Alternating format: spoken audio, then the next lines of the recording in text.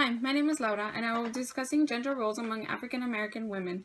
Women were expected to fulfill the household with emotional support and total encouragement towards the husband and the children. A woman was expected to be a homemaker, caretaker, and a nurturer. Women couldn't contradict the position as a homemaker in any way because they would be disrespecting their position as a wife to their breadwinning husbands. Gender roles are socially constructed and not based on sex. It is a learned behavior through socialization and defined by culture. African American families' gender roles are highly affected by that of history within slavery. The shortage of African American fathers in the household and the labor markets leaves Black women with no choice but attain the breadwinning role as well as the nurturer, homemaker, and the sole provider for their children.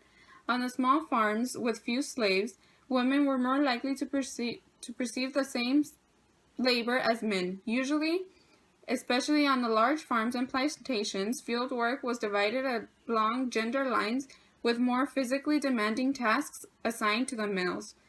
The average enslaved woman at this time gave birth to the first child at 19 years of age, and therefore bore one child every 2.5 years. This cycle, encouraged by the master, was not without benefits to the mother. While pregnant, she can usually expect more food and fewer working hours, because proven fertility made her more valuable to her owner. She was also less likely to be sold away from friends and family. The female slave was faced with the prospect of being forced into sexual relationships with the purpose of reproduction.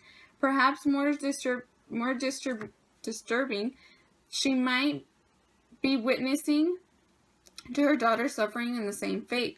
Throughout the period of slavery in America, white society believed Black women to be innately lustful beings. Within the bonds of slavery, masters often felt that it's a right to engage in sexual activity with Black women. Sometimes, female slaves acquaintance to advance, hoping that such relationships would increase the chances that they or their children would be liberated from or by the master. My name is Carissa Martinez, and I will be discussing gender roles for African American males. So to start, African males were seen as violent, aggressive, and hostile. Scientists saw them as more natural than civilized.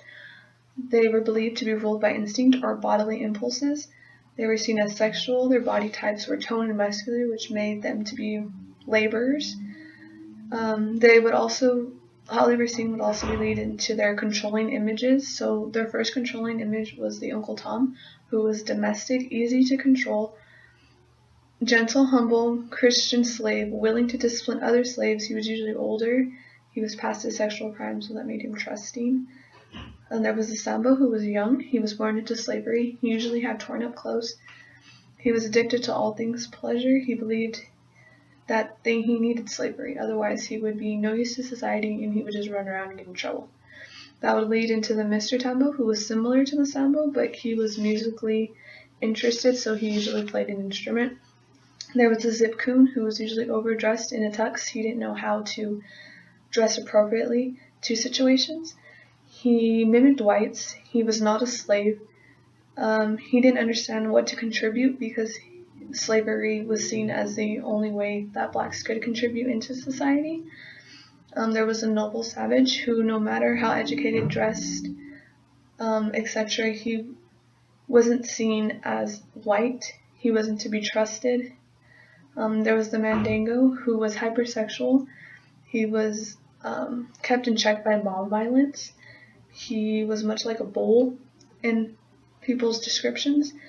He was nothing more than animal, and he would rape or dominate women.